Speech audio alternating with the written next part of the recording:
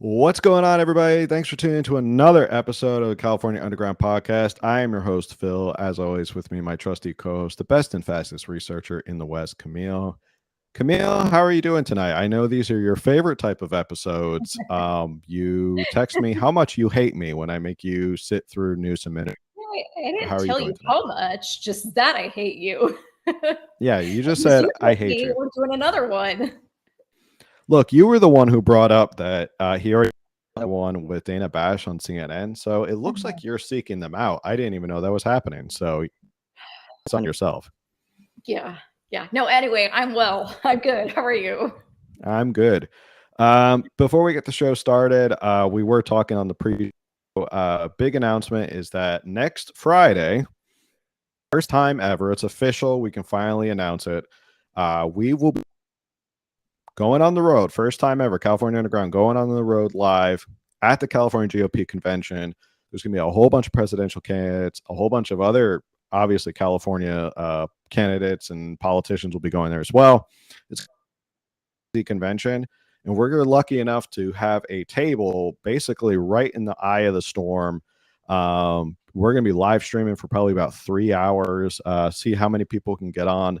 It seems like a long time, but I feel like scheduled on the show, it's going to go by pretty quickly. So I'm very excited about it. Are you I'm looking so forward to it? excited about it. I'm so excited. Yes. It's like Christmas. It's gonna be so fun.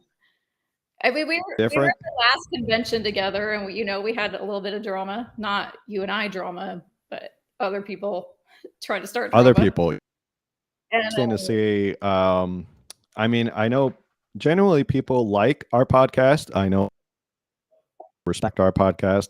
That's probably one reason we were able to get this opportunity is because people like it. But that's not true of everybody. And there's probably going to be some people at the convention who will be that we have a table right in the middle of everything and we're going to be yeah, live streaming. So, yeah. and to them, I say, I don't care. So if you care that much, you get a table. And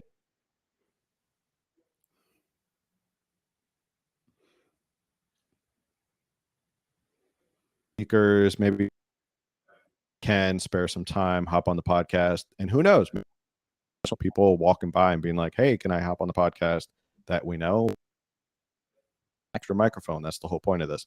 So, Yeah. So if you're listening and you're a candidate or a current politician running again, or you could be a current politician who just wants to come chat with us, reach out. We want to yes, talk to you. California Underground at Pro. Email us and be like, hey, I want to be on your 3-hour podcast for 10 minutes or so. We'll be like, great. Let us know when you can make it and we'll fill it up. I put Camille in charge of all that stuff because she's basically running the podcast at this point. I just show up and smile and try to look Yeah, pretty. absolutely. But without further ado, should we dive into Gavin Newsom doing, I guess this was Chuck show on Meet the Press. Mm-hmm. It was a big deal that he did this interview with Mm-hmm. Chuck Todd. Yes. I am not sad that Chuck Todd. Um, are you sad Chuck Todd is no longer on TV? The press. You know, they can,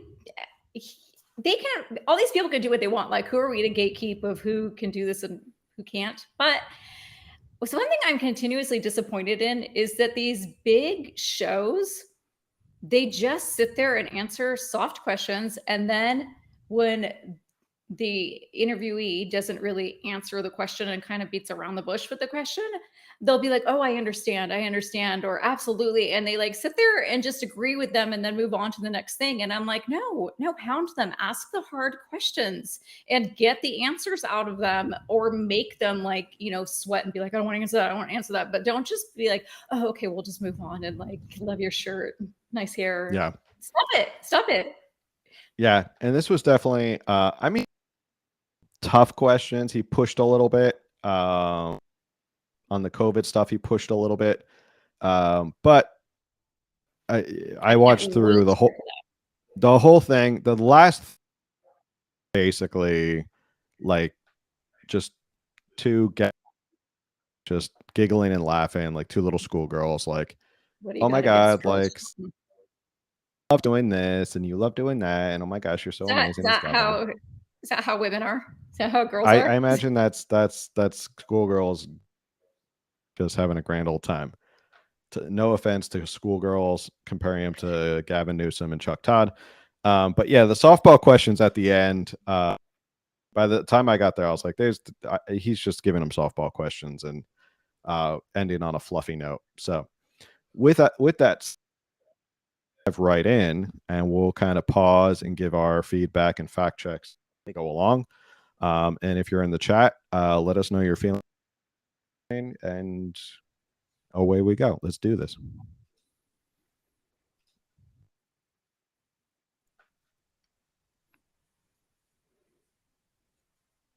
Doing this. Good to be.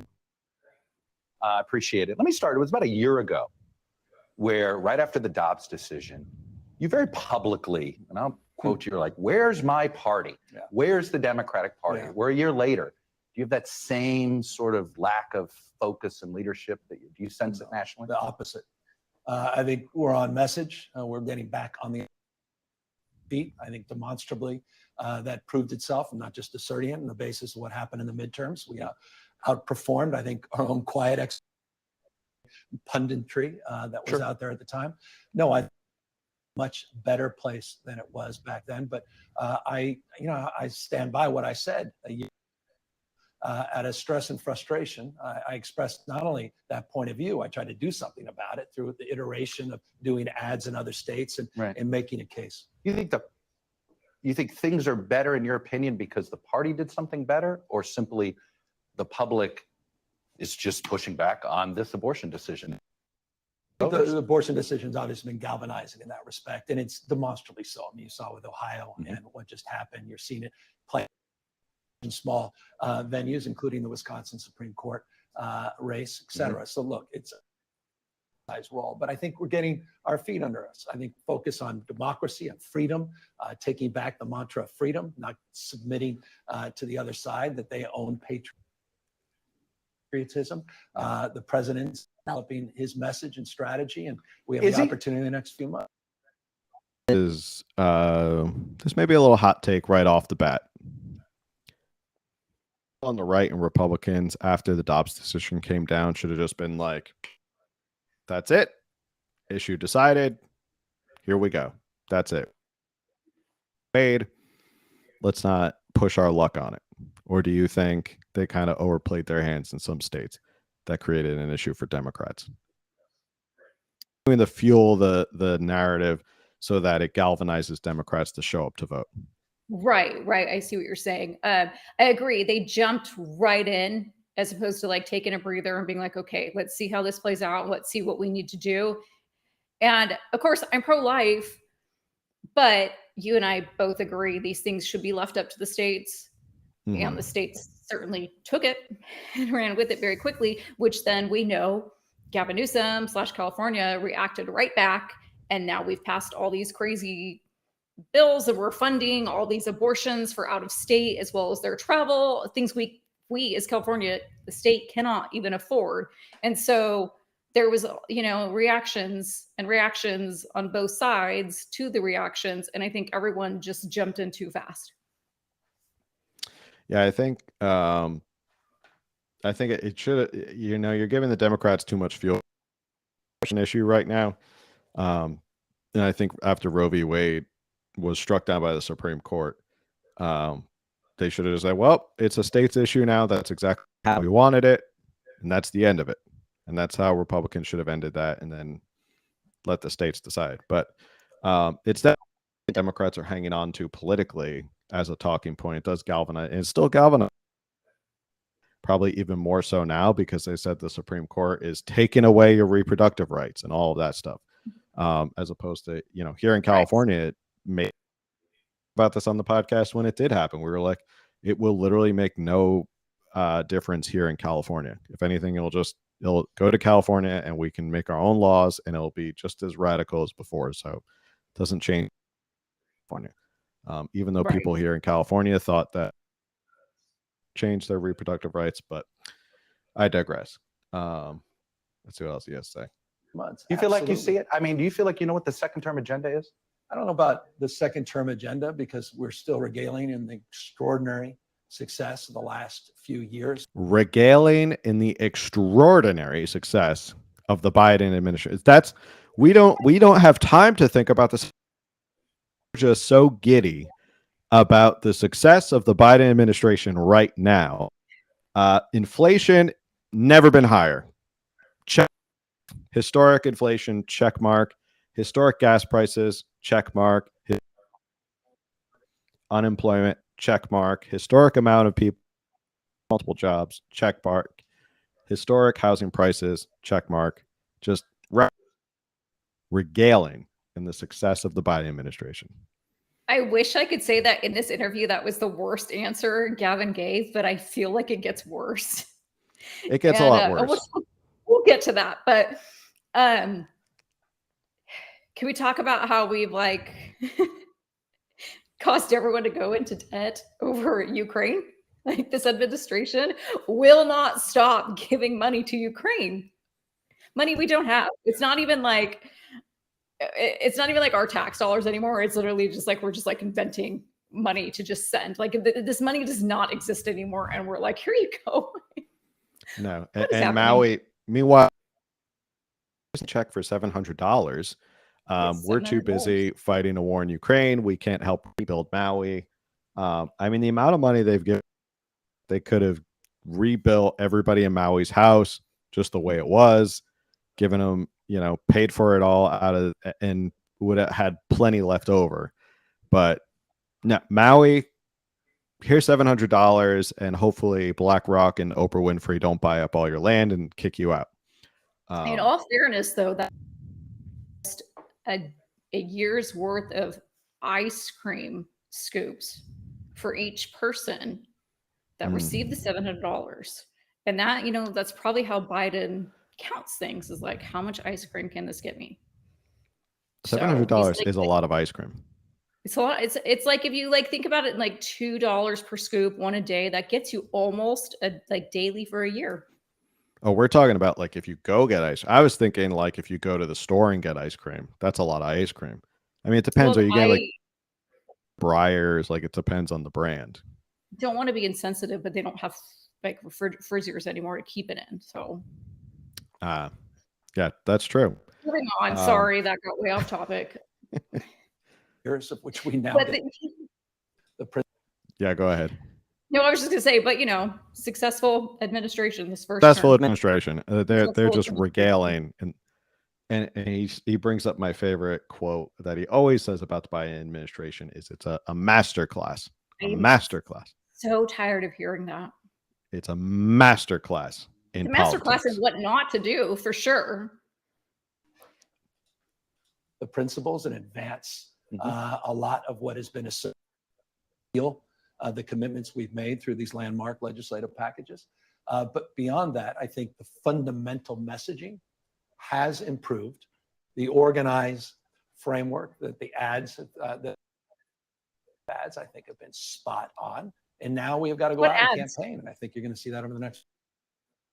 I guess the ads from his campaign for what's his PAC? Campaign for Democracy or something? Yes. Democracy, campaign, democracy. He's talking about his own ads.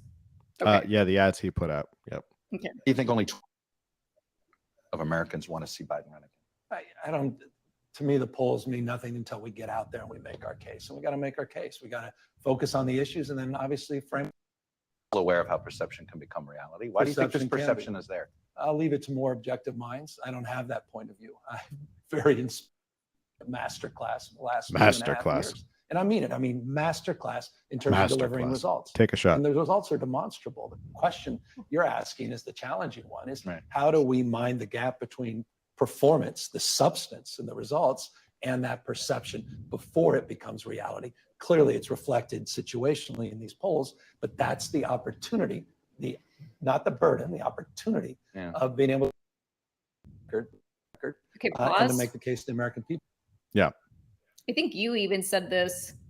Well, I think it was about a different part, but word salad. He just said a lot of words, and I don't know what he said. Yeah, he's very good at that.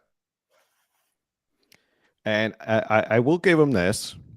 I've always said this. do not underestimate Gavin Newsom. He is a shrewd politician. He's very good at what he does.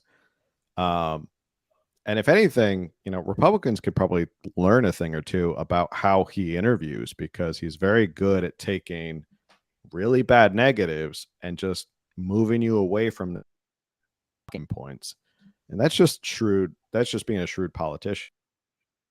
Word salad. When you listen to it, if you don't have googly eyes and rose-colored glasses, and you think everything Democrats do is fantastic and wonderful, you do kind of. I have no idea what the heck you just said, which is probably why when you and I watch these interviews, our head were like, we watched this, and I have no idea what he said. It was a whole bunch of gobbledygook. Seriously, had to watch it several times. Yeah, but he does do a very good job of pivoting. Yeah.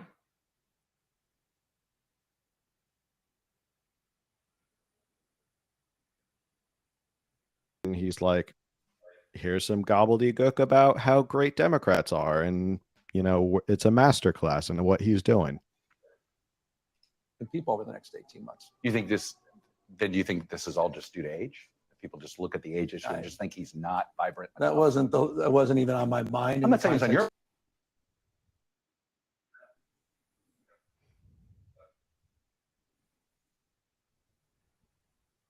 In a way that, frankly, we haven't in the past, and we need surround sound. We need to organize bottom up, not just top down. We can't just rely. In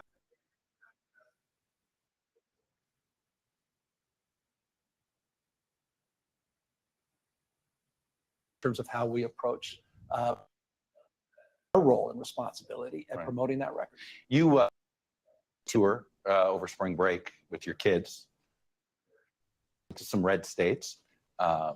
I recommend that civil rights tour in Alabama to anybody.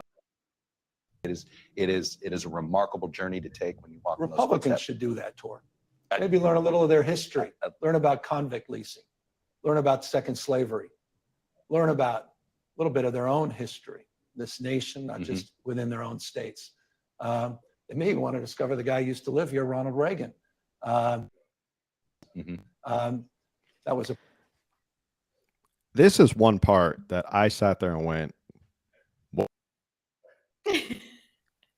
when he goes, Republicans should do this civil rights tour and learn about their history.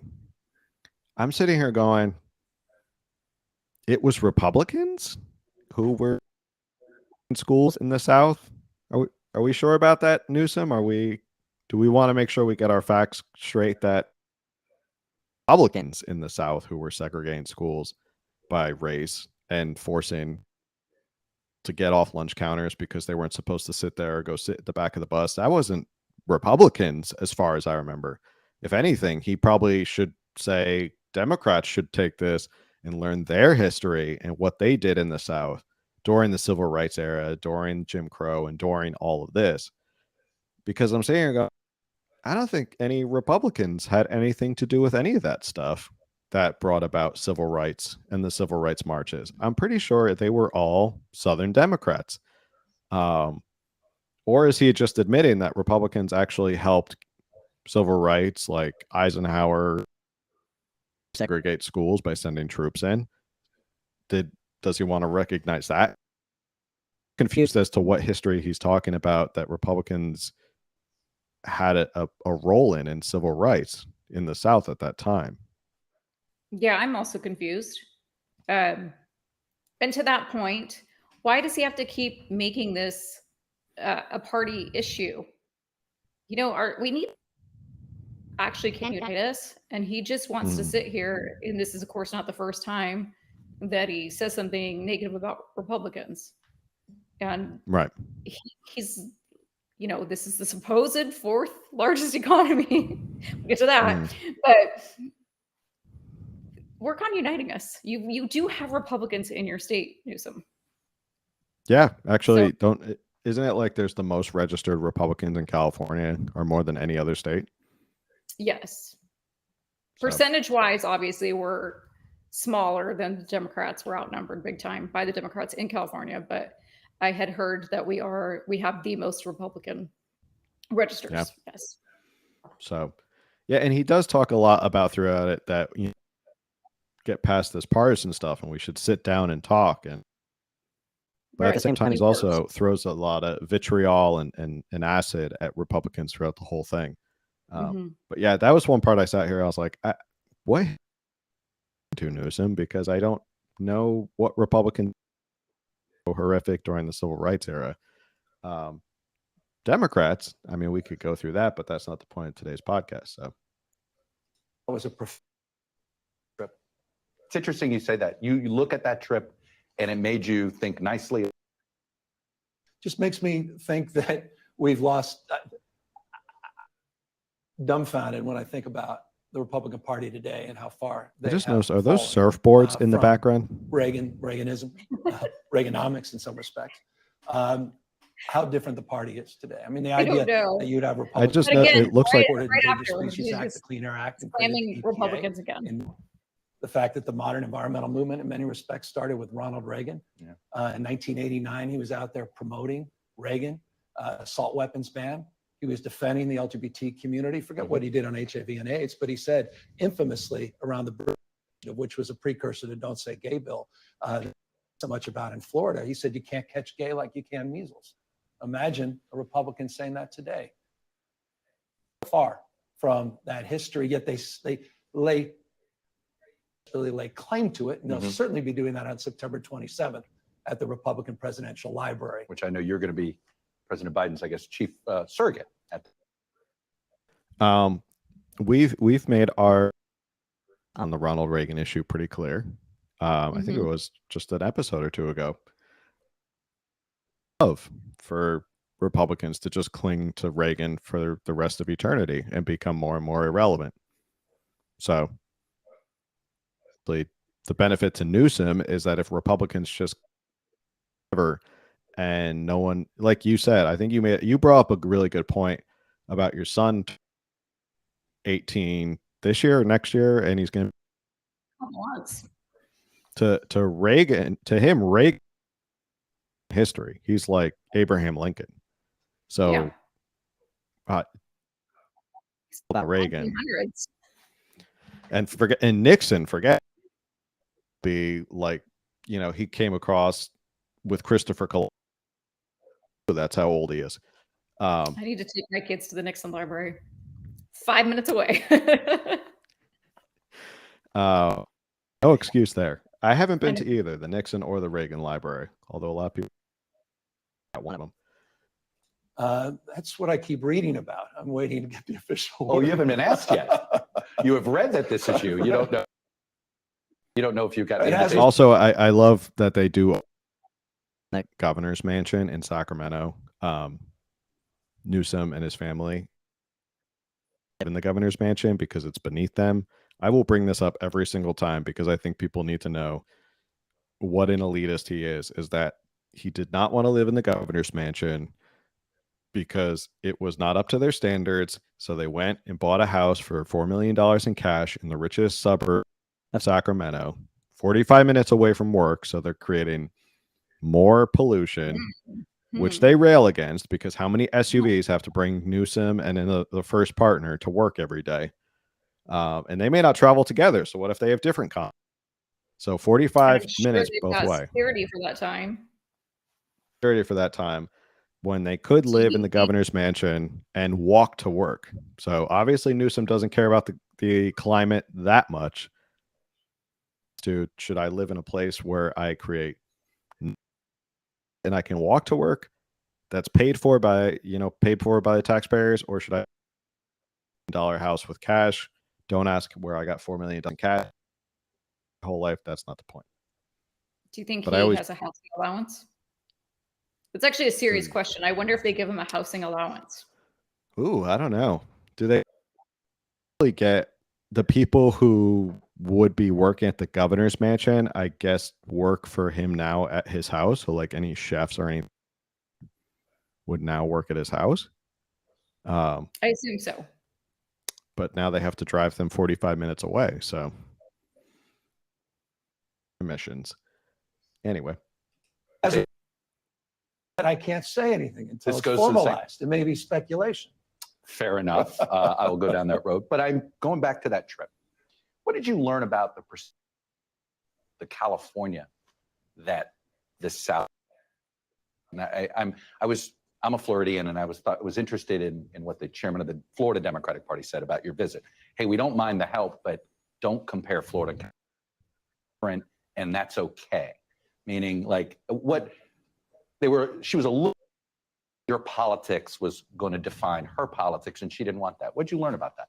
Well, I didn't hear that or read that when I was out there meeting with legislative leaders in every one of these states. I was hearing the opposite. Thank you for coming out here. Thank you for doing what we need to do. Doing So more all of these state chairs, you think were? I don't know about all the state chairs. The folks I met with, the folks Okay. on the ground, the legislative leaders who said, you know what, Democratic Party, and this is not an indictment of the current Democratic Party, frankly, have taken us for granted. I mean, these were legislative. The Democratic Party was in power in 2010 in most of those states legislatively. And we act like it was 1950s or 40s. And we've turned the page on those states. So as a Democrat, I was out there to make the case we need to invest in time and energy in these states. We need to make our case and democratic values. We're in selling California. We're selling democratic values. Are you going to be? There's 3 governor's races in the and 2 in the. We'll say this again for those listening or watching. Don't shut off the feed and don't end this podcast right. I'm just saying this because the truth hurts sometimes. What Gavin Newsom is saying is what Republicans should be doing in California. There should be prominent Republicans in California. If they want to help turn things around, they should be coming to California, meeting on the ground with people, talking about how they can funnel who need it, and talk about flipping state seats and state legislatures. I think credit to Newsom's going into the belly of the beast, Florida, which is very red by now, talking with Democrats on the ground and going, what do you need to help flip seats? Let's work on that. Right. Republicans have written off California and don't want to talk about it. Right. And So, we get that all the time. Like every time yeah. you post something, people are attacking you about it's a waste of time. California's lost. Move on. Well, Like, and I don't blame those people because they probably wanted to stay in California and they left California. I don't blame them if you had to leave California for your family and you got a better job and you want to do that. I never blame people for that. But also a big part of that is probably if coming. The cavalry is not coming to California. And there's something to be said about Gavin Newsom going into these deep red states, talking with the ground, state legislatures and stuff like that, and saying, what can we do to help change the. So, and he started that path. And he started that pack. So he's doing something to put Republicans on defense in deep red states. Now, if only Republicans and do the same thing in California, it might be worth it to push back here in California, put the Democrats on defense here in California, and figure out how to work. I'm just going to say that. And hopefully people are still watching. It looks like people are still watching based on the numbers. People haven't shut the stream off, so thank you. I'm But leaving. Camille's leaving. It'll just be me for the rest of the episode. But yeah, credit where credit is due. And I've always said this, don't underestimate Newsom. He's a shrewd politician. And Republican going on offense and changing the narrative. So Doing Kentucky, Louisiana, Mississippi. Yep. Have any of them asked you to campaign? We've Yeah. been Are you gonna campaign any of fundraising. them, or- I've been out there fundraising. We've been supporting those efforts. We've been in constant and close contact with those candidates. And to the extent they want me physically out there, I'll come out. If they don't, I won't. Deeply involved. That's why we created this PAC. And we're supporting not just gubernatorial races, legislative races, as well as mayoral races. You seem to be more in tune. I would argue in tune. Some would say you're too focused on how red America misperceives California and democratic values, right? This is one of the reasons defend democratic values. You feel as if that, what do you think the right gets wrong about California? Not on purpose. I think there's some stuff they do just on purpose. What do you think they get wrong about California that's actually an understandable misconception? Well, I don't have to travel to get the contrast. Just go to Central Valley. Yeah, I mean, California is larger than 21 state population. What a snide comment. I know. Just go to I Central know. Valley and talk to those backwoods hicks out there in Central Valley. You know where all of our food comes from, and Yeah, you know, we're like hardworking Californians who actually like break a sweat for a job and you know, don't live in the tech bubble in Silicon Valley. Those people, yeah. yeah, bunch of Silicon hicks. Valley. Just go to Central Valley, you know, those backwards hicks if you want to get an idea of what Republicans think of you in California. I'm surprised they didn't say like just go up north to state of Jefferson and see what they think of you. Just put it in perspective. Forestry jobs, more jobs broadly in the agricultural 5 states combined. So I don't need to be You inspired. don't have to go to Alabama to find out? Exactly. Okay. To what the point, I think, look, time in Central Valley, Central Coast, parts of the state as well, making a case, listening, learning. One thing I do know is we all want to be respected. We all want to be connected to something larger than ourselves. We talked past or down to our own microcults in some respects, these bubbles that we're living in, where you just have surround sound negativity in some of the networks, and then certainly in the social media and the algorithms.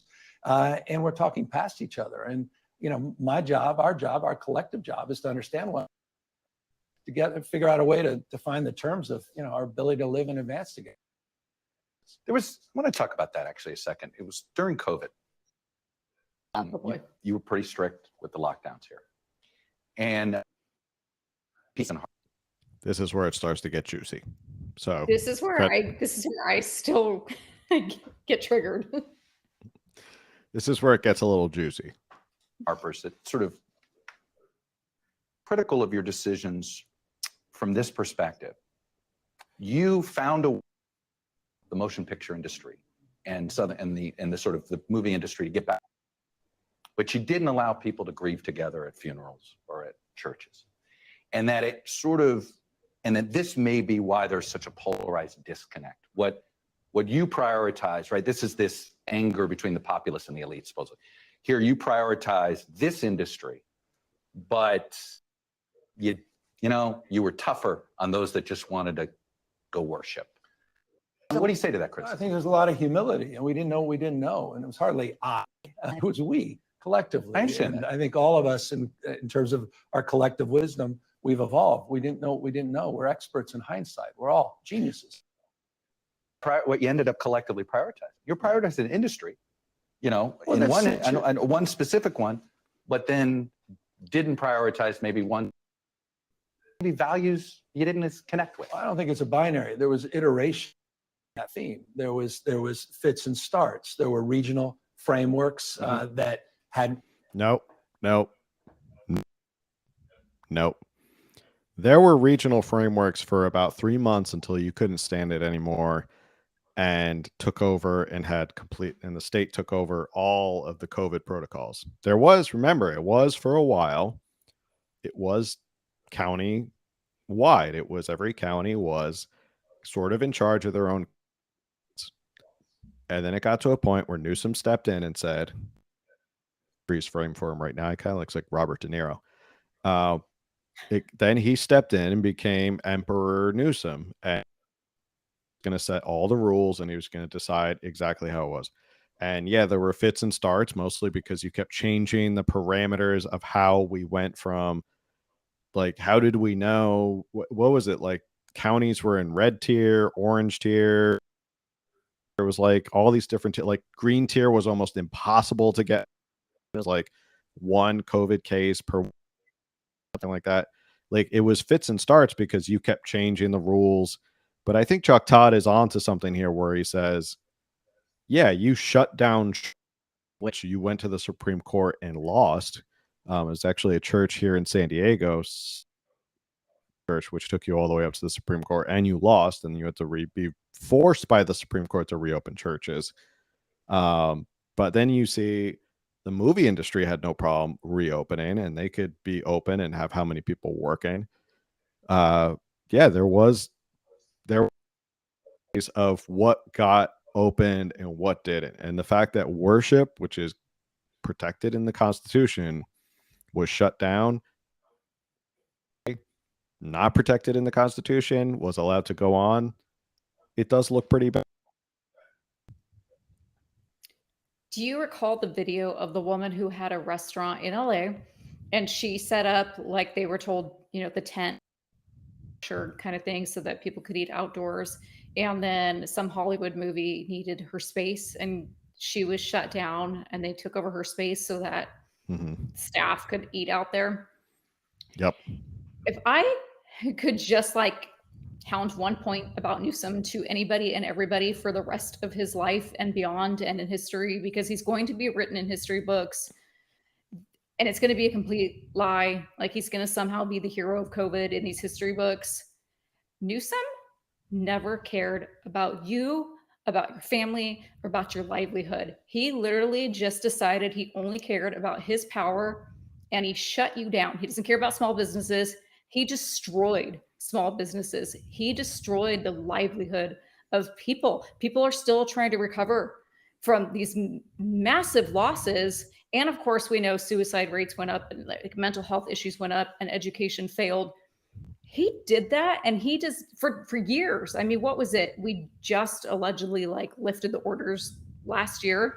3 years. 3 years. There's no hindsight. He had 2 weeks to slow the spread. He had hindsight. 2 weeks. 3 months, he had hindsight. He kept it going, kept it going, kept it going. And I just, especially if you're a Democrat and the fact that you voted for this guy again, I'm sorry. You're an idiot. I hate saying that because we can have difference in politics and you're not an idiot, but voting for this guy, you were an idiot. He destroyed people you knew. Maybe you weren't destroyed. Maybe you weren't hurt because maybe you worked in Hollywood or you were a nurse and, things carried on so great. But this actually just makes me angry to no end. I'm getting hot talking about this because he's sitting here trying to say, no, this was we and collectively hindsight. And, we did what we knew we could. No. People were screaming at you, Newsom. People were telling you, we need to reopen. We need to do this. And sure, there was other people saying, okay, good, shut down. There were sheriffs. I know Riverside and Orange County were like, we're not following these lockdown orders. Go do as you please. Open your businesses. Freaking Nancy Pelosi, his little BFF, was getting her hair done in the salon when we were all told that we weren't allowed to do that. And, on and on and on and on and on. This man does not care about you. Do not vote for this man for president. Do not vote for him for anything. And if you do, go seek help because there is nothing here. This is nothing. And California is worse off than it was. He needs to go. And yes, I'm angry. No, rightfully so. I think people need to remember that anger. And I think that video of that lady, like you mentioned, you can go look it up. I think that perfectly sums up the frustration.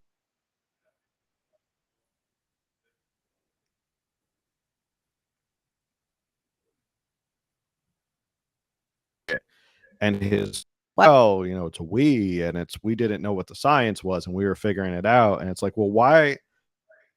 Even in the moment, why was the science different for the movie industry who had actors and tech and staff and all of that stuff?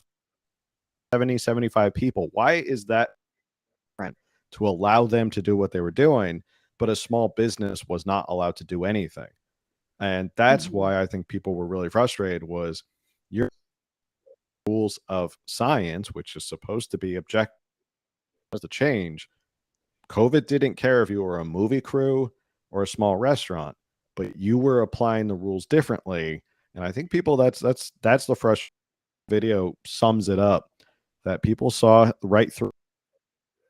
He was just kind of picking and choosing, and you knew the state of California picking and choosing the industries that they liked as opposed equally across the board. and the Right. fact that churches were shut down were remained to be open. Like those were Mhm. two things that went, okay, so we can drink ourselves silly and stay in the house, but if we can't do that. So Therapists were shut down too. I mean, they were Right. allowed to do online, but I know, I mean, I've talked about it here before with my daughter who was going through some weird extreme anxiety disorder, not because of COVID. I'm not blaming COVID for that, but she had to do she wasn't speaking and she was supposed to do these online Zoom meetings with her therapist. And literally, she was 8 at the time. She was doing it like this and she, not speaking, put her head down and cried for an hour. And like, Mhm. I had to watch my daughter go through that. I mean, Yep. I guess I could have pulled her off, but we were in this desperate therapy because she's not speaking. You know, she's 8 years old and went mute. And I'm sorry for everyone that I called an idiot. You're probably not an idiot, but you need to do a little bit of soul searching. Yeah, and I got hopefully people seriously, I had socks on. I'm like taking off my socks right now.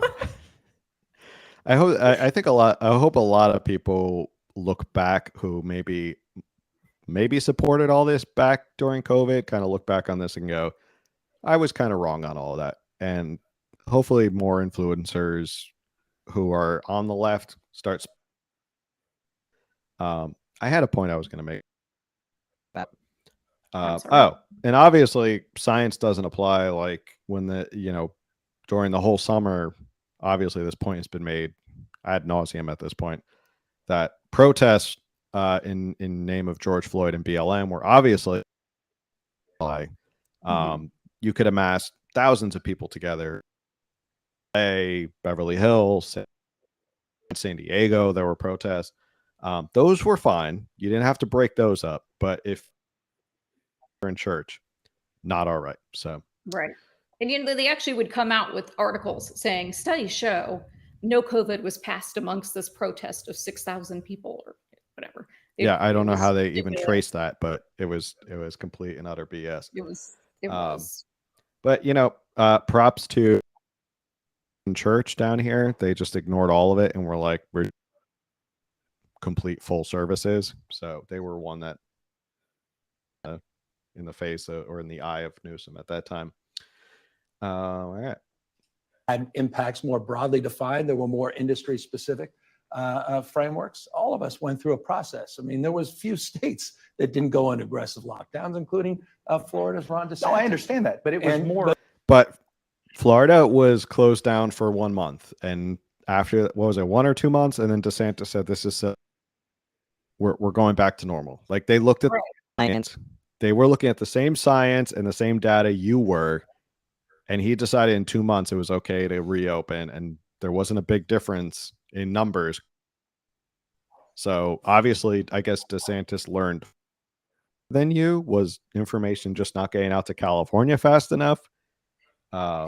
We were behind in the science. But also he's just deflecting at this point. The question is, why did you prioritize this industry versus this industry? And then he's just like, well, Florida. No, Florida was aggressively locked down too. Okay, but no one aggressively locked down California in as long as California. I wish he would quit throwing other states in as if that has anything to do with, like, I don't remember who does this, but when they talk about the homeless population, like, oh, well, another state has homeless people. Like, no, that's not relevant to this conversation. We're talking about California. We'll get to that. There's a fact check on that one. So, but within the framework of who opened the door? It's what industry got leniency and which ones didn't. All of it is legitimate in terms of reflection. All of it's legitimate in terms of processing lessons learned. We went through a process. I actually had at Sunnylands, which is the Camp David on the West Coast. Right. We brought together experts across the spectrum, people that supported our efforts, people that opposed experts, and we spent 3 days really reflecting, stress testing. Yeah, weren't you not supposed to get together with people? Bringing people from other states? People from other states? What and international people? Did you check to see if they had COVID before they got here? What we did right, what we did wrong. We're actually putting out a report as our own lessons learned. I think this country would do well to advance a similar construct, the prisms of an ideology, but through. You think there should be almost like a 9/11 commission on what Lessons learned from this pandemic? There's been versions of that, but they're immediately dismissed within the prism of our partisan frame. Yes, there should be a 9/11 commission on COVID, and most of it will be redacted. The real truth won't come out. So 9/11 tangent. But if it's anything like the 9/11 commission, then we won't learn anything about COVID. Everything will seem hunky-dory and it'll be part of the narrative anyway. Frame. And so I'm at least trying to work across that and in context of all what our is local, something you do differently? Well, I think No. we would have done everything differently because we would understand outdoors as an example. The nature. You wouldn't have shut schools down. You'd have tried to figure out how to maybe have outdoor classrooms. No, that's not, well, Hold on. I didn't say but that. Hold on. I didn't say like. I still remain in power and people do what I say, but outdoors. Hold on.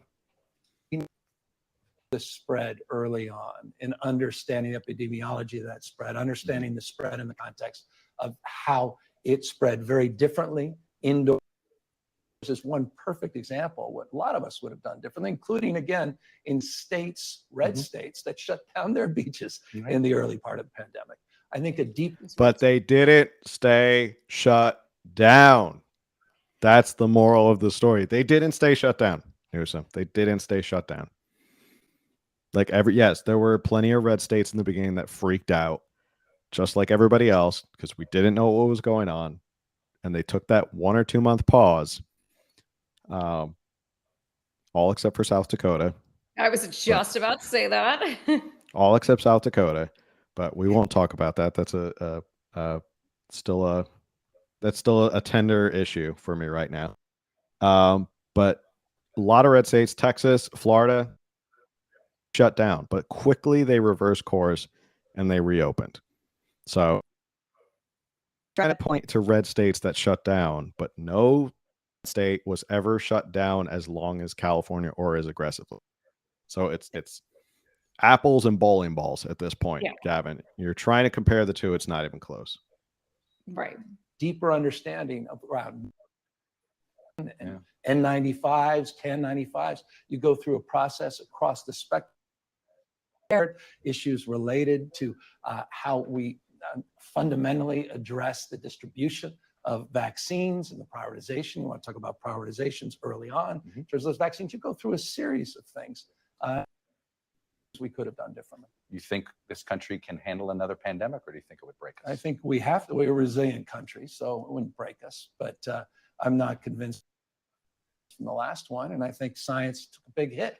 I think health. Read the history books of 1918. We're still trying to figure out. Yeah, but that's. I mean, that's alarming. I feel like we've learned a lot since COVID. He just went on about how everything would be done differently in hindsight, but then we didn't learn the lessons. What? Which lessons? I think maybe he's trying to say internally for the elites who were in power, they learned how to do things differently next time this happens, so that browsers and the commoners don't cause any more problems. But maybe the commoners haven't learned as much as they should have about the last pandemic. I think that's the difference. You're right. Is those in power learned what they should have done differently. Doesn't mean they should have been more like, or less restrictive. It just means they should have changed how they implemented total control. So divide people. That's alarming. It should be alarming to all of us that all of a sudden health became partisan. That's something we're going to pay a big price. You're right, going forward, but it won't break us because we're remarkably resilient. Speaking of breaking us, I think another 4 years of Donald Trump will break us. I'll skip ahead real quick because we're coming up on an hour and there's still some more I want to get to. Oh crap, where did all my stuff go? How does this move around like this? Again, open invitation. Anybody who wants to be a producer of the California Underground podcast, email us at californiaunderground@protonmail.com. It'll be a good learning experience. I want to skip ahead to him talking more about whether Biden should run or not. Of course.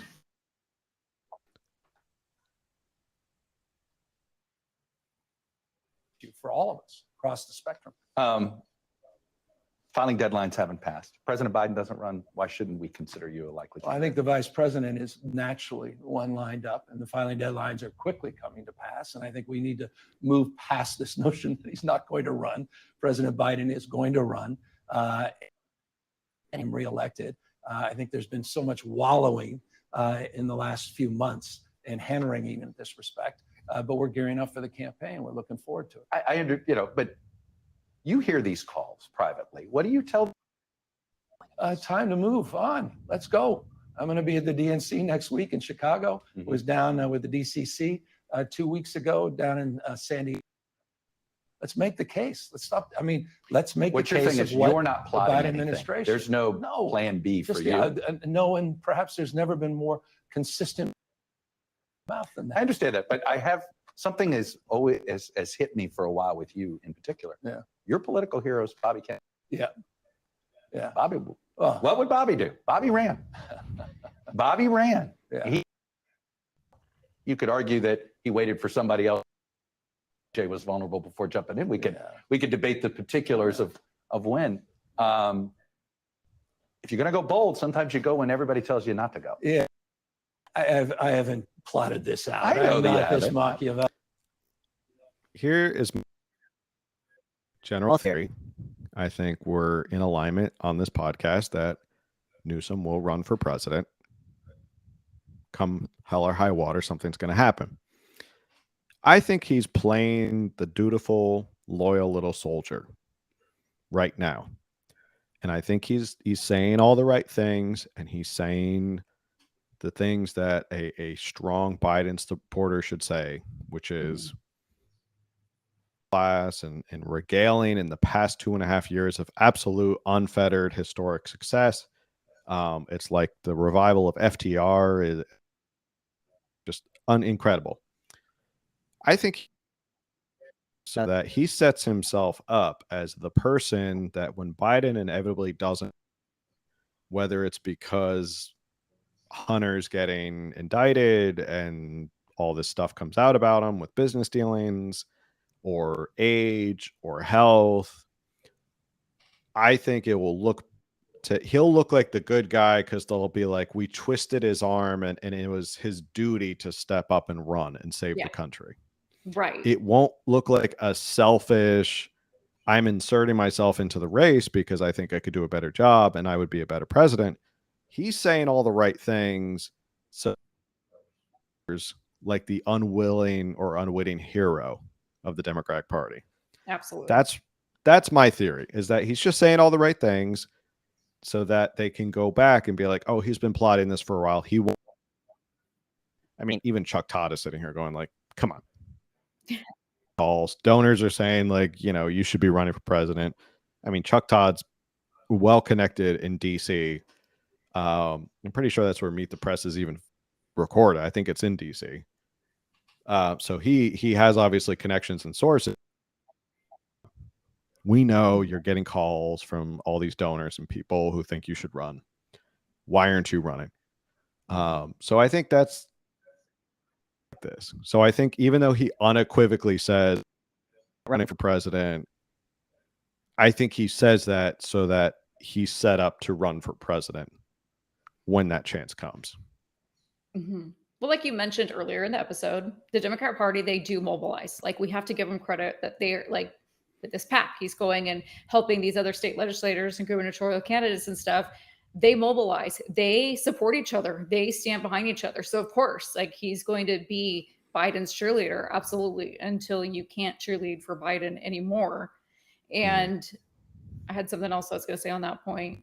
Well, we know he like is obsessed with DeSantis and watches DeSantis every move. And DeSantis for so long said, I'm not going to run. I'm not going to run. And then he, announced he was running, and a bunch of Republicans were like, you said you weren't going to run, and now you turn around and ran. That was a lie. And we see that DeSantis isn't like the number one choice right now. And so I think he knows he can't do that right now. So he has to wait until he's got the actual opportunity to step in, or wait until the 2028. Yeah. But either way, know. Kevin. Yeah, he's trying to make himself look like the unwilling. Like, aw, shucks. All right, if you want me to run for, It's not like I haven't been preparing for this for the past 2.5 years. Since the day he was born. Like I haven't set up this pack that seems almost Obama set up his pack. So I still think he says that it's Kamala Harris's job if Biden steps aside. I looked Real Clear Politics for their average. So those of you who aren't familiar, Real Clear, whole average of all the polls of issues and politicians. Kamala Harris right now has a 59% unfavorable rating as a Real Clear political average. Massively underwater. So too hot. And then even Joe Biden. That might have hurt. Yeah, that was may have dropped her. And then even Biden right now, Real Clear Politics average, 55.9 unfavorable. Ooh, ouch. That's really bad. So I think he's worse at this point than in his presidency. So, but he's the master class. We're still reveling in this first term. Master class of Joe Biden running the country. Yeah, master class. Yavelli, and I that said, I'm all in with President Biden, proven that over and over and over again in private. And it's like he can barely not smile make that case and laugh at and this again, I don't want to just answering. go through talking points, but I'm serious when I say this. A little less time on his age and whether or not he's going to run, a little more time on the damn record. Wonder why there's a gap between performance and perception. I think it's pretty obvious because a myriad of consistent thoughts. Yeah. Whatever you focus on, you find more of. And right now, the Democratic Party, the press and others so focused situationally on his age, should he or should he not his record. And so our job is to get out of that muck, our feet, making the case. And am I supposed to interpret that comment about the vice president that if for some reason the president chose not to run at this point, well, that's the everybody rallies around her? It's the Biden-Harris administration. That's maybe I'm a little old-fashioned. Yeah, maybe I'm a little old-fashioned about presidents and vice presidents. I was a lieutenant governor, so I'm a little subjective on the subject. And you sometimes irritated the governor when you would. I remember you going to Texas, agreeing with him. Yeah, it's tough to do business in California. I remember when you. A business guy. I started out. Triggered. No. Triggered. No, I was. When he reluctantly was lieutenant governor, he wanted to be governor. At that point, Governor Moonbeam stepped in, and obviously, they cleared the path for him. And yeah, he was like, I think he was like one of the most inactive lieutenant governors. Like that was why people were upset with him, is he like never showed up to work, and he was always out. But besides the point, when he says I'm a small business guy, not to throw up in my mouth, like you were not a small business guy. You've been attached to, who was it, Gordon Getty or somebody with the billionaire in the Bay Area. You've always had a silver spoon in your mouth. You've always had connections. You've always had funding. It's not, you're not a pull yourself up from your bootstraps kind of guy who went all in, got a loan, and slept at your winery to make it work. Like you were pretty much handed a lot of things. So enough of the small business. Also, for a guy who says he's a small business guy, going back to the COVID thing, I think we're texting. For being the small business guy, he seemed to destroy and shut down a lot of small businesses for being the small business size and want to help those small businesses get open faster, but he didn't. So I can't stand when he says he's the small business guy. Right out of college, opened a business and grew it to about 1,000 employees. I'm very proud of that. And you admitted I want to make a case anew. It was easier to start a business in Texas than California. I was concerned we didn't have as an aggressive economic and workforce development strategy at the time. Look, the bottom line is there's natural friction, and that's historic, and it's been the case, transcends most lieutenant governors and governors. I imagine even historically vice presidents and presidents. Whatever anybody writes about you, the city of San Francisco always in the first lead, the graphs and all this. San Francisco goes will be how people judge how effective you've been leader. Well, Is that fair or not? Well, I haven't been mayor. And, I understand that, and but you've been complaining that you're now the mayor of California, aren't you? no, I feel like I need to be. There's, I said, size of 21 state, combined 470 plus cities. But I do feel at times, in terms of getting pulled back in at the local level, that I wish I had the tools of being mayor as it relates to the expectations that are set. That said, San Francisco is a remarkably resilient city. I've heard like the state, best days are behind. I remember Time Magazine and I whole piece on California crack up, best days are behind it. The same obit has been Every 10 years, we have the let's split up California it's conversation exhausting. too. Meanwhile, it's close. We're closing in on Germany to soon become the fourth largest economy in the world. We had 7.8% GDP growth. Fact check. Where's sound bite for that? You need a little sound effect. I know we need a fact check soundbite. Again, if you want to be a producer on the California Underground at protonmail.com. Okay, so from the Cato, this was pretty recent. This is actually the most recent article about it because all the other puff pieces were from last year. But this was actually from April 5th in 2023.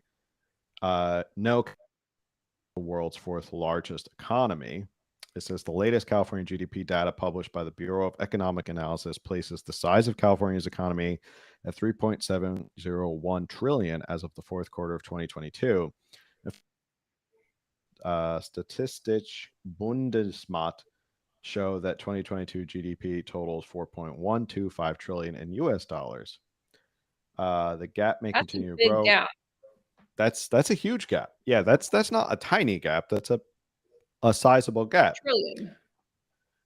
So how did anyone get the idea that California passed California? It originated with a Bloomberg opinion piece entitled "California Poised to Overtake Germany as the World's Number 4 Economy." And that was what, if you look at all these articles, if you Google like California fourth largest, they all just cite to this one article. In the October 24, 20, only claim that California was about to pass, not that it had already done so. To quote Winkler, the margin of Germany's nominal GDP of California's 3.357 trillion last year was the smallest on record and is about to disappear, with Europe's largest economy barely growing in 2022 and forecast to shrink in 2023. However, since Winkler's piece appeared, emerging cracks in California's economy widened with major tech industry layoffs, the collapse of Silicon Valley Bank, and the decreased income tax revenue collections. The dollar has also declined against the euro.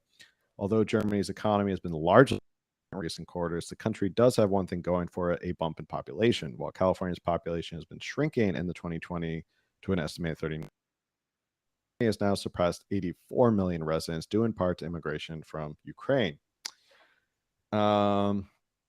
Let's see. In a recent tweet, California's first partner, Jennifer Sabile Newsom, stated, "As the fourth largest economy in the world, California wields significant market influence." So, not true. Not the fourth largest. Not closing in the gap. So, fact check.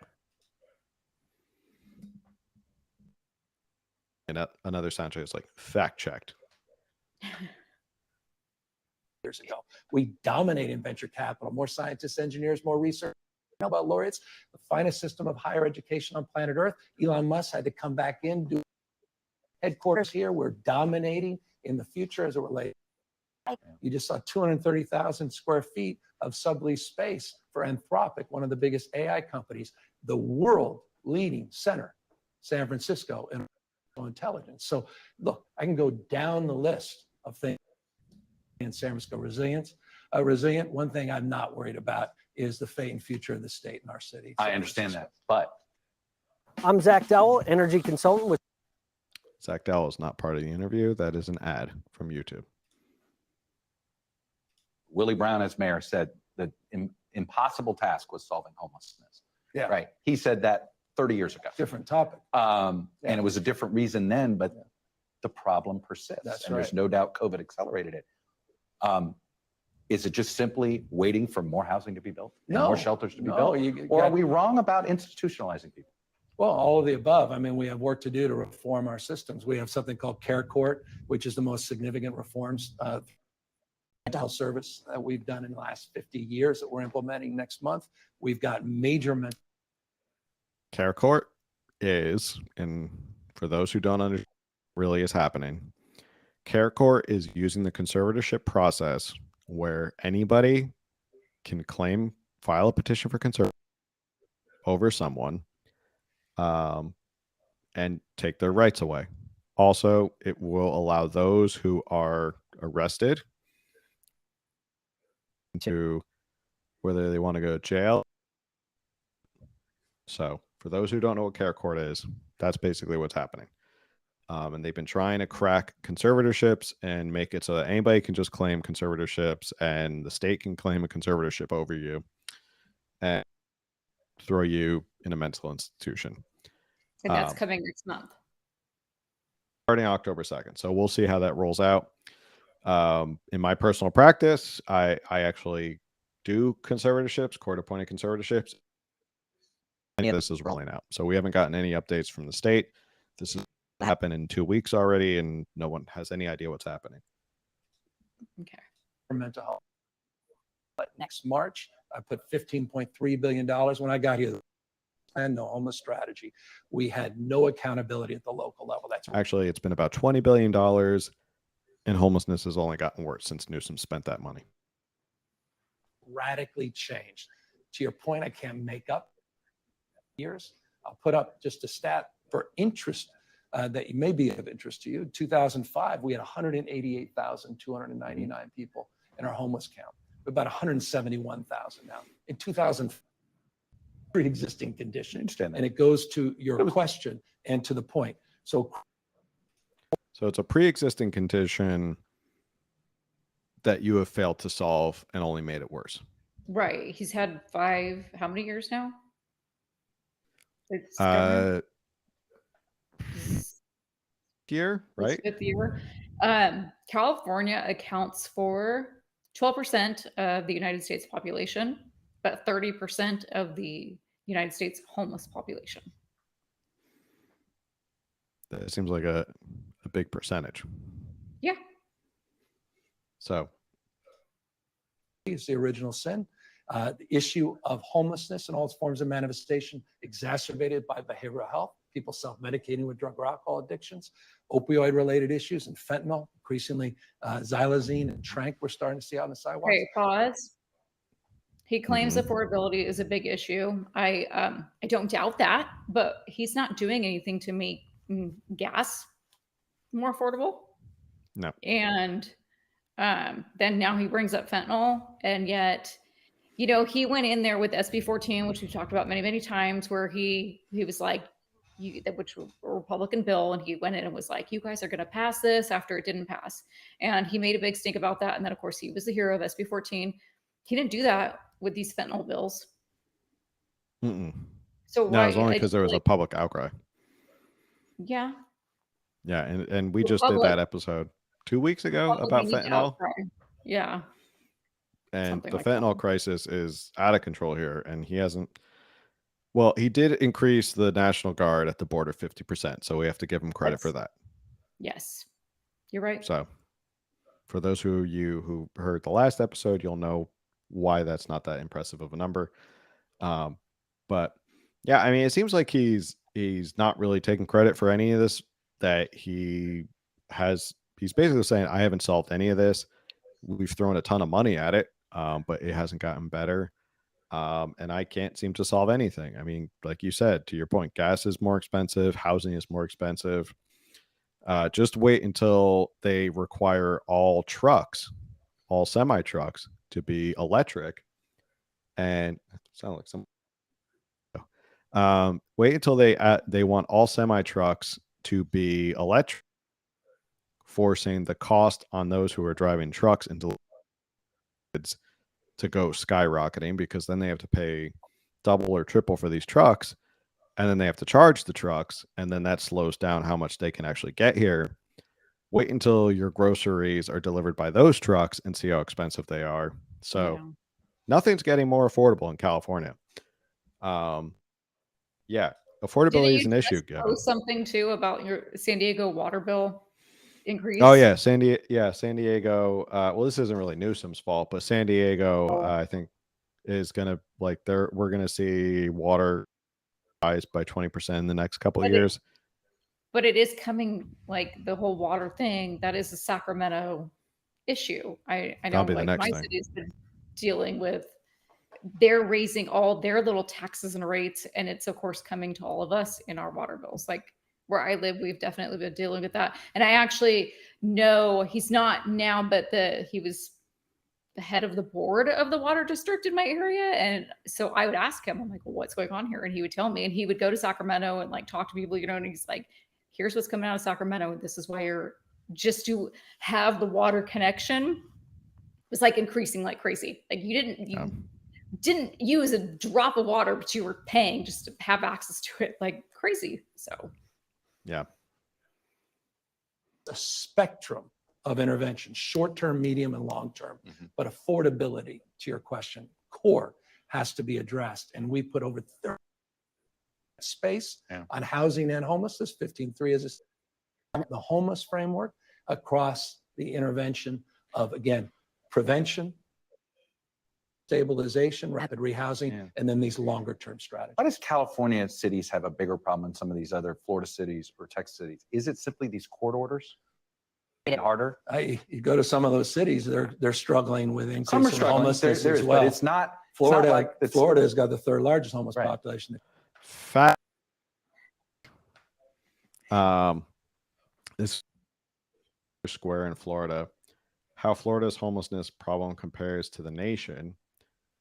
This was an article out this year, and based on their rankings, California is the top. That's not surprising. Homeless individuals without shelter, 67%. Total homeless population in 2022 is 171. So, change in homeless California. While not great, Florida is number. So, that's a big difference of 3. That's a huge difference in 3. Their homeless individuals without shelter is 45.2. Their homeless population is 25,959. And actually, according to their statistics, it's gone down. Change in homelessness from 2010 to 2022 has gone down 54.9%. In that same time span, California has gone up 38.9%. Oh, wow. That's a huge difference. That is a huge difference. No, Newsom. Florida is not number 3. And in fact, they've done an incredible job of reducing in their state. In fact, actually, most of the ones in the top 10 before Florida have all reduced their homelessness. I don't know what they're doing with them. Mississippi is number 2, but they've reduced it in the past 10 years, 4%. Georgia has reduced theirs 46.1%. Texas has reduced theirs 30%. So those are huge numbers. And red states, for all the crap he gives to red states, they seem to be figuring out how to solve homelessness in like huge leaps and bounds. Meanwhile, California is going the complete opposite direction. But are they solving it, or are the homeless people coming here? It's either that or they're just putting them on catapults and throwing them into the ocean. I don't know. That's a joke for everybody who Sick doesn't joke, know. Phil. That's a joke. That's a joke. We shouldn't be putting homeless people on catapults and throwing them into the ocean. Yeah, I don't know how they're doing it, but yeah, that's a lot of red states that are reducing it. I don't know. Maybe they are sending them here. The number is, but either way, Florida is not number 3, and he likes to bash Florida. But in that case, he is completely wrong. So we got a couple more minutes here. We're already 15 minutes over our hour, but I'll stop talking. In the country. My point is, it doesn't even compare to California. I'm not trying to suggest that, but I am also suggesting that it's not unique to the state of California. Right. But for decades, this state has struggled with that issue disproportionately. And our biggest issue right now is encampments and addressing the issue of encampments. And that is our number one. And the courts are pretty much making it very difficult to clean encampments, right? The courts are saying you can't even touch the encampments. No one even cares about that. They just want it fixed and solved. I'm not here to scapegoat or point fingers. We take responsibility. I want the cities to be more accountable, more responsible. It's not just about more money, but this issue is an original sin in California. Affordability is the original sin in this state, and housing, starts are the highest they've been in 15 years. Yeah. We have moved aggressively in this space. And again, I want to remind you, 4.5, 5 years ago, the state was nowhere to be found. The state on the issue of homelessness, that has radically changed. When I'm going to stop it there because I think the fact that he says, we can stop sharing the screen now. The fact that he says affordability has been a original sin of California. Like, yeah, I get it. People want to live in California. It's nice here. You know, you want to live in San Diego County. People want to live in these places. They're very nice places to live. I've always had this theory that if California was landlocked and had the weather of like North Dakota, they wouldn't be able to get away with all this stuff because they wouldn't have the beautiful lands and ocean and shores and weather and all that stuff to lure people here so that they could look past all the horrible policies. With that said, he talks about affordability as the original sin of California, yet nothing has been done about it. They are now suing gas companies because they think that they're hiding stuff on their carbon footprint. They want them to do these profit windfall taxes, which didn't pass, thankfully. They want to keep demonizing gas companies, gas and oil companies, while gas now is closing in on $7 a gallon. They supported CEQA, which prevents people from building affordable housing. So you can't say affordability is the original sin of California and then do quite literally the opposite of everything to make California more affordable. That's the like all these pipe dreams about carbon emissions and climate change and all that stuff. You have to choose one or the other. Mm-hmm. Do you want to achieve all these lofty goals so you look good at the UN, or do you want to make it more affordable to live in California? Because a lot of this stuff that happens here in California, why we're paying so much for everything, is not just because of macroeconomics. It's a lot of it to do with California policies. So he can say that all he wants. It's still not. So, Right. what are your thoughts? I agree. And I don't know what his platform was when he ran for governor initially, but if he's saying that this, this is the original sin, then didn't he come into the governorship knowing that that should be tackled firsthand? Like, shouldn't that have been a priority right off the bat? Yeah, absolutely. I mean, that should be something. I think California Republicans now, thanks to the younger core of those in the state legislature, are starting to grapple and start to get their hands around this of their policy, which is great. Affordability at the end of the day is kitchen table politics, and people don't care if the food that they're eating on and putting on the table to feed their families was delivered with a truck that was run by diesel or was run by electric. They just don't care. They want to be able to feed their family.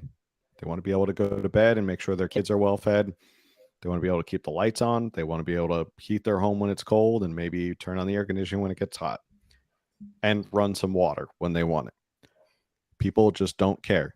And I think that's could be one of the core tenets of any party is affordability. Make California affordable again.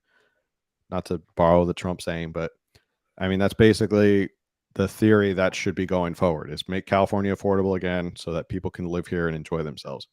Mm-hmm. Not going to say it's ever going to be super affordable. It's never going to be like a lot of other places because people do want to live here. There's high demand to live here. But for him to claim that's the original sin of California, and he's done literally everything the opposite to make it even worse, just goes to show you that they don't really care about solutions. They care about platitudes and making it sound great. And that's just Newsom in a nutshell. So, Yeah. But final thoughts on Newsom and this interview before we sign off.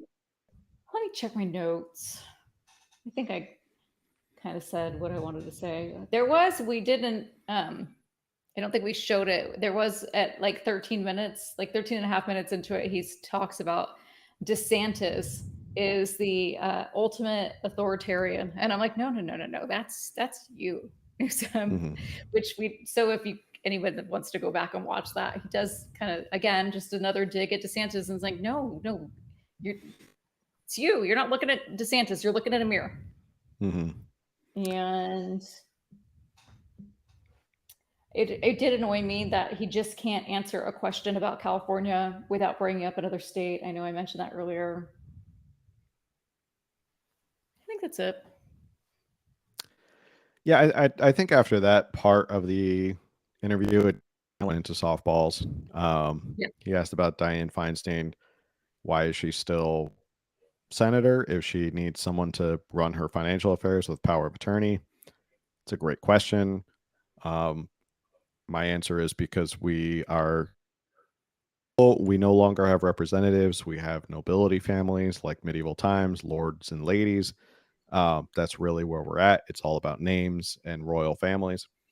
So that's why Feinstein's not stepping down. Of course, he just deflected again on that and talked about how he's had this long-term relationship with her, and she's just so great, and she's like family.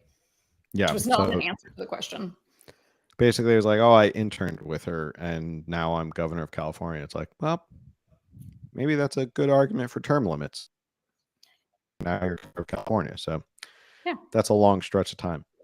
So yeah, that's basically that episode, that interview. I don't know if we'll do the Dana Bash one. I think Camille's probably gonna need some time to recuperate after this one. We can't do too many Newsom interviews in a row. It melts our brains.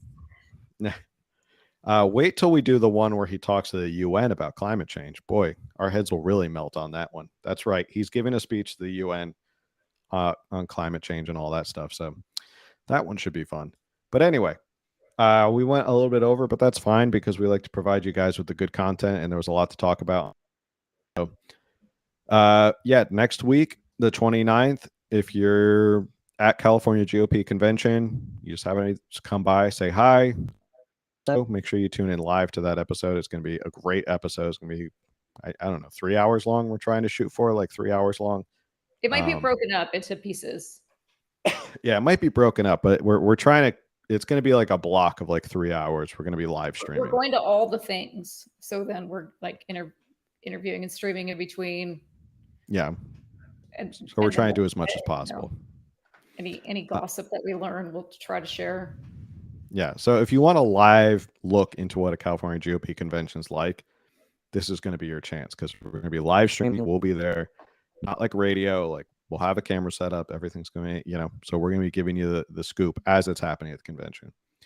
All right. And with that said, as I end every episode, if you like this episode, make sure you like, share, subscribe, review, leave a comment for the algorithm. Best thing you can do to support this free is you can share this with somebody else who would be interested in California politics. Yeah, with that, we'll sign off for the night. Everyone have a good night.